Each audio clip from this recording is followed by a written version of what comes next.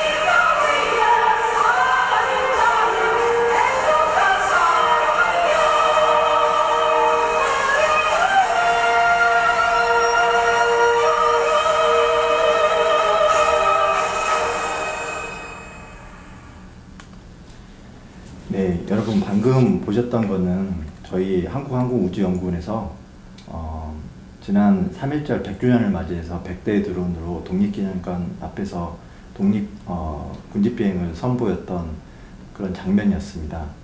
오늘은 이런 군집비행에 대해서 여러분들과 이야기를 할 건데, 여기서 여러분들이 꼭 알고 넘어가고 싶은 거는 세 가지가 있습니다. 첫 번째는 어떻게 많은 드론을 한 번에 조종할 수 있을까? 그리고 두 번째는 어떻게 많은 드론을 정확하게 조종할 수 있을까? 그리고 세 번째는 그럼 이런 군집비행을 문화 예술 분야도 있지만 또 다른 분야에 적용해 볼 수 있을까? 이 세 가지에 대해서 여러분들과 이야기를 해보고자 합니다. 이 이야기는 2012년으로 거슬러 올라가는데요. 제가 2013년에 아덱스라고 하는 그런 국방과학 전시회에서 제가 연구하고 있던 군집비행이라는 것을 여러분들한테 어떻게 표현을 할까라고 고민을 하다가 이거를 노래에 맞춰서 군무를 하거나 아니면 큰 비행체에서 작은 비행체가 이동하는 그런 것을 보여주면은 좋아라 하실 것 같다라고 생각이 들어서 그렇게 군집비행을 많은 국민분들한테 선을 보이게 됐고, 그게 제 연구의 시작이었습니다. 사실 이런 군집 비행을 하기 위해서는 여러 가지 방법이 있는데요. 첫 번째로 이제 제가 수행을 했던 게 이 영상 센서 기반의 실내 군집 비행이었어요. 지금 그 그림에서 보시는 것처럼 바닥면에다가 저렇게 마커를 두고요. 그리고 그 마커를 드론이 인식하는 방법이죠. 각각의 마커는 크게 두 가지의 정보가 들어가 있는데요. 첫 번째는 오른쪽에 보시는 큰 마커를 보시면 ABCD라고 보이시는 게 있을 거예요. 그 ABCD는 방향을 나타내게 만들 수가 있고요. 그리고 0, 1, 2, 3, 4, 5, 6, 7, 8, 90이라고 있는 부분이 있는데 그 부분에는 각각의 그 마커가 있는 위치 정보를 갖고 있어요. 예를 들면 1,1 혹은 10,8 이런 정보가 저런 정보에 포함이 되어 있습니다. 그래서 그 정보를 통해서 드론들이 각각의 위치를 파악을 하게 되는 거죠. 그거를 이제 보여드리면은 예를 들어서요. 저렇게 이제 마커들이 있으면 그 마커를 컴퓨터가 인식을 하고 그리고 그 컴퓨터가 인식한 걸 통해서 드론의 위치를 오른쪽에 있는 파란 공처럼 표현할 수가 있게 되는 거죠. 이걸 통하게 되면은 군집 비행을 할 수가 있는데 결국은 군집 비행을 사람이 직접 한 대 한 대 조종하는 게 아니고 보시는 것처럼 컴퓨터 한 대가 각각의 드론을 조종하게 되는 겁니다. 예를 들어 볼게요.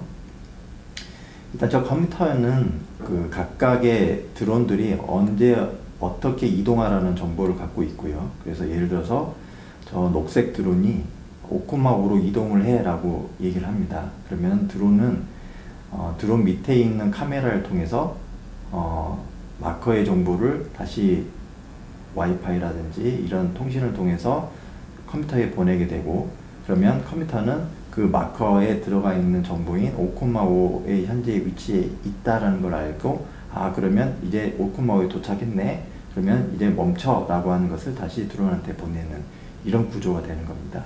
그거를 여러 대에 동시에 컨트롤을 하게 되면 이게 바로 군집 비행이 되는 거죠.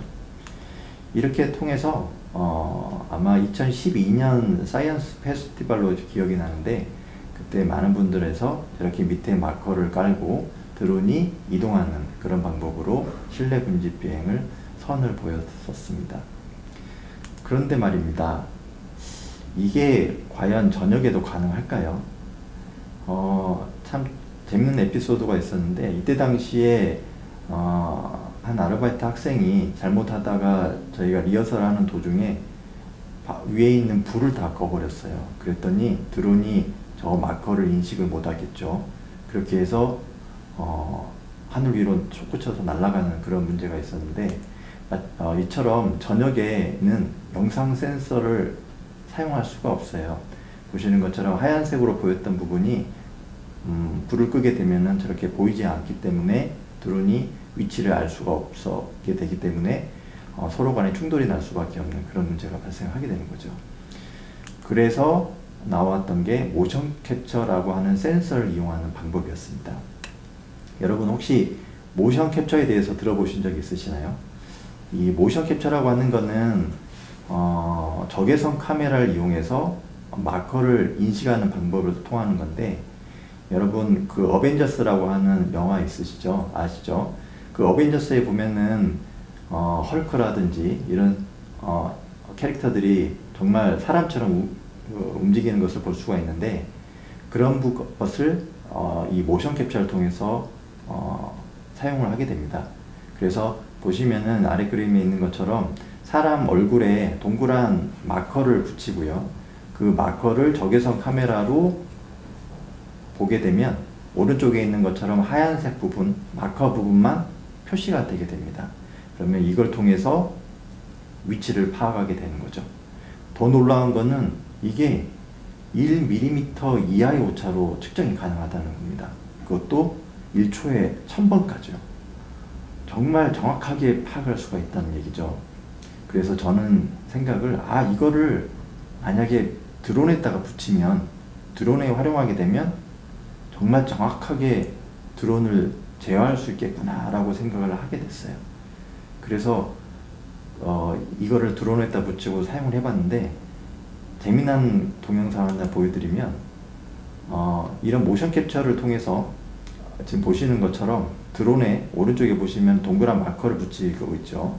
그 마커를 붙이고 동작하게 되면은 아주 정확하게 드론을 파악할 수가 있게 되고, 그걸 통하게 되면 보시는 것처럼 드론이 던지는 공도 잡을 수가 있게 돼요. 제가 이렇게 공을 던지게 되면 드론이 가서 공을 딱 받는 거죠. 다시 한번 보여드리면, 저렇게 공을 던지면 드론이 가서 공을 받습니다. 이번엔 슬로우 비디오로 보시게 되면요, 저 위에 보면은 공이 저렇게 떨어지는 걸 볼 수가 있죠. 그러면 저 포물선을 공식을 통해서 어느 위치에 공이 떨어질까라는 걸 알고 드론이 가서 저렇게 받는 거예요. 이번에 다른 영상을 보시면요, 이렇게 던져도, 아무렇게나 던져도 드론이 가서 공을 받습니다. 참 신기하죠. 이런 식으로 이런 모션 캡처를 이용하게 되면은 저렇게 이제 군집 비행을 아주 정확하게 사용할 수가 있게 됩니다. 정확한 원리는 보시는 것처럼 카메라, 적외선 카메라를 달고요, 그 적외선 카메라를 통해서 나오는 드론의 위치를 마찬가지로 컴퓨터가 파악을 하고, 처음에 보여드렸던 영상 센서 기반의 방법처럼 컴퓨터가 그런 드론의 위치를 파악해서 명령을 보내주는 방법이 바로 이 실내 군집 비행의 원리라고 보시면 될 것 같습니다. 그렇게 해서 저희 한국우주연구원에서는 국내에서 최초로 이렇게 여러 대의 드론을 실내에서 군집 비행을 수행을 하게 됐고요. 노래에 맞춰서 저렇게 수행을 하게 되면 여러 대의 드론이 마치 춤을 추는 것 같은 효과를 발휘할 수가 있게 됩니다. 이러한 실내 군집 비행은 2015년에는 그 마마라고 하는 뮤직 어워드 시상식에도 시연이 됐었고요. 그리고 국립중앙관에서는 현재 상시 시연하는 걸로 많은 어린 친구들에게 선이 보여지고 있습니다. 그런데 이런 모션 캡처도 단점이 있어요. 뭐냐면 모션 캡처는 햇빛이 있는 공간에서는 사용할 수가 없어요. 그래서 야외에서는 사용할 수가 없는데, 보시는 것처럼 레이 같은 경우에는 즉 햇빛이 없는 공간에서는 적외선 카메라다 보니까 저렇게 마커를 정확하게 인식할 수가 있는데, 오른쪽에 보시면은 하얀색 화면으로 아무것도 보이지 않으시죠? 밖에 나가면 적외선 카메라가 저렇게 인식을 할 수밖에 없어요. 그러다 보니 밖에서는 사용할 수가 없답니다. 그래서 나온 게 GPS 기반의 실외 군집 비행이에요. 우리가 GPS라고 하면은 여러분 엄마 아빠가 자동차를 몰고 갈 때 내비게이션을 통해서 위치 정보를 알고 있죠. 내가 서울에서 광주로 가려면 어떻게 고속도로를 타서 가는지가 이 내비게이션을 통해서 알 수가 있는데, 그 내비게이션에서 사용하는 센서가 바로 이 GPS라고 하는 센서입니다. GPS 센서는 위성에서 나오는 위치 정보를 드론의 GPS 센서가 받게 되고, 그거를 드론이 위치를 파악을 해서 현재 위치를, 드론의 위치를 파악하게 되는 거죠. 그러면 사용자는 예를 들어서 5,5에서 10,10으로 가라 라고 하게 되면 드론은 자기가 자기의 위치를 알고 있기 때문에 현재 내가 5,5에 있으면 10,10으로 가는 그런 방법이 이 실외 군집 비행이라고 보시면 될 것 같습니다. 그래서 실외 군집 비행을 하게 되면 보시는 것처럼 야간이라든지 아침이라든지 낮이든지 상관없이 저렇게 군집 비행을 할 수가 있게 돼요. 3대도 잘 되고요. 그리고 5대도 이렇게 해보면 저렇게 V자를 잘 그리면서 수행을 할 수가 있게 되는 거죠. 그런데 GPS 과연 저걸로 군집 비행을 할 수 있을까요? 정밀하지 않게는 대충은 할 수는 있어요. 하지만 정밀하게는 할 수가 없어요. 우리 보셨던 처음에 모션 캡처라든지 이런 거 보셨던 것처럼 드론이 공을 잡을 정도, 혹은 군집 비행을 해서 센티미터급으로 드론들이 위치에 파악을 하고 어떤 태극기 문양을 그린다든지 이런 거는 할 수가 없어요. 그래서 보시는 것처럼 GPS를 하게 되면은 잘 되기도 하는데 간헐적으로 저렇게 잘 안 되는 경우가 많답니다. 그래서 제가 원을 그려라고 했는데 드론들이 지금 원을 그리고 있는 것 같아 보이지는 않으시죠? 그런 것처럼 GPS는 저런 문제점이 있습니다. 그래서 나온 게 이 RTK GPS라는 거예요. RTK GPS는 GPS와 거의 유사한데 방법이 조금은 많이 틀려요.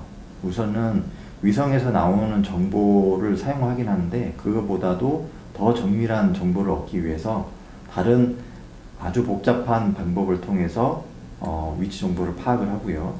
그리고 저런 보정 신호기가 있어서 지상에 고정된 보정 신호기를 통해서 좀 더 정확한 위치를 파악을 하게 되는 구조가 RTK GPS 정보입니다. 이 부분에 대해서 다시 좀 더 장확하게 설명을 드리도록 하겠습니다. 실행 군집 비행을 수행하기 위해서는 RTK GPS 베이스 스테이션, 지상국 시스템, 시나리오, 그리고 드론이 필요합니다. 일반적으로 GPS 기반 드론은 위성으로부터 위치 정보를 수신받지만 이동 시 오차가 5m 이상 발생하게 되어 정밀한 제어가 불가능합니다. 하지만 항우연에서 개발한 실행 군집 비행은 드론이 위성으로부터 위치 정보를 받을 뿐만 아니라 RTK GPS 베이스 스테이션으로부터 고정 신호도 같이 받게 되어 10cm 이내 위치 오차가 가능해집니다. 또한 과도한 통신량을 줄이기 위하여 시나리오 정보를 드론에 탑재하고 공통적인 보정 신호 정보를 모든 드론들에게 한 번에 보내주도록 하여 운영 드론 수와 관련 없이 안정적인 통신이 가능하도록 개발했습니다. 네, 여러분 잘 보셨나요? 방금 말씀드렸던 것처럼 이 RTK GPS는 센티미터급으로 위치를 추정할 수 있는 아주 정밀한 그런 센서라고 보시면 됩니다. 아주 중요한 얘기가 꼭 알아두시고요. 보시는 것처럼 그러면 GPS하고 차이가 어느 정도 나느냐 보시면 지금 똑같이 원을 그리는데 GPS는 원 같지 않지만 이제 RTK GPS를 사용하게 되면 아주 정확하게 원을 그리는 것을 이제 보실 수가 있을 겁니다. 저렇게 RTK GPS를 사용함으로써 정확하게 태극기를 그리고 한반도를 그리게 수 있게 됐던 것이죠. RTK GPS 기반의 실외 군집 비행은 저한테는 아주 중요한 기회였고요. 보시는 것처럼 해외에도 알려지게 되면서 해외에서도 많은 분들이 관심을 가져주게 되었고 또 여러 매체에서도 이런 군집 비행에 대한 관심을 가지면서 지금은 아마 군집 비행을 서울이라든지 이런 데서 많이 이제 선을 보이고 산업체에서도 활용을 하게 되었답니다. 여러분, 근데 이 현재 제가 보여드렸던 거는 이 군집 비행을 주로 문화와 예술 분야에만 제가 활용하는 것을 보여드렸어요. 그런데 이런 군집 비행 기술을 또 어디에다가 활용하면 좋을까요? 여러분 같으면 어디에다가 활용하면 좋을 것 같으시나요? 그런 부분을 간략하게 설명을 드리도록 하겠습니다. 지난해 3일절 백규현을 맞이하여 100대 드론으로 군집 비행을 선보이면서 군집 비행의 실현 가능성을 확인할 수 있었습니다. 이제 이 기술을 바탕으로 사회 안전망 분야로 확장시키고자 군집 정찰 드론 시스템을 개발하게 되었습니다. 이 시스템은 탑재 센서를 목적에 따라 변경함으로써 다양한 분야에 활용할 수 있습니다. 인공지능 기술을 활용하게 되면 EO 카메라를 이용하여 실종자를 탐색할 수도 있고 IR 카메라를 탑재하여 저녁에 산불 발생 후 산불 등을 실시간으로 확인 가능할 것입니다.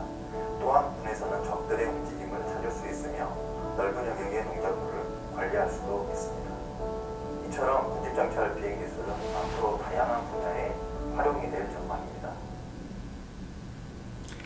네, 여러분 방금 영상으로 보셨던 것처럼 이런 군집 비행 기술은 앞으로는 사회 안전망 분야에 더 많이 확장이 될 예정이고 그 부분에 대해서도 저는 많은 연구를 진행을 하려고 계획을 하고 있습니다. 여러분 이런 군집 비행, 즉 드론을 활용한 과학자가 되려면 어떻게 해야 할까요? 우선은 제가 생각하기에는 자신에 대한 충분한 이해가 필요할 것 같아요. 엄마 아빠가 원하는 것보다는 내가 어떤 분야에 흥미를 갖고 있는지가 가장 중요하겠죠. 특히나 드론 과학자가 되기 위해서는 수학과 과학에 대한 많은 흥미가 필요하고요.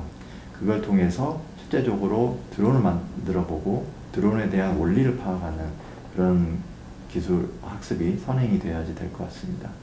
그리고 여러분한테는 이 진행이 됐던 그런 부분에 대해서 설명을 안 드렸지만 저런 한 장면이 나오기 위해서 정말 많은 실패를 해왔어요. 그렇지만 그걸 포기하지 않고 꾸준하게 하는 그런 자신을 갖고 있어야지만 저게 가능하다라고 생각을 하고 있고요. 그리고 이 드론이라는 것 자체가 하드웨어도 중요하지만 소프트웨어도 상당히 중요하거든요.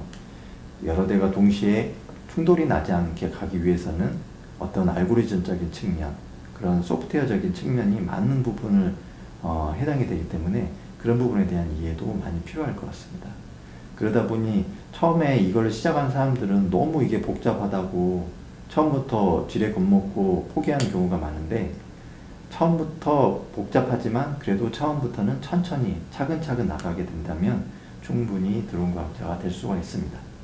그리고 마지막으로 지금 세상에서는 우리나라에서만 드론 과학자가 있는 게 아니고 전 세계에 많은 과학자들이 있기 때문에 그런 과학자들과의 소통이 필요하고 또 그 과학자들로부터 많은 것을 얻을 필요가 있어요.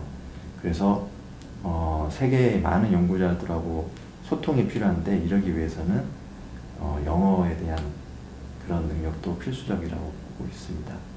그래서 이런 드론 과학자가 되기 위해서 많은 고난이 있겠지만 이런 부분을 하나씩 해결해 나가게 된다면 분명히 좋은 과학자가 될 거라고 저는 생각합니다.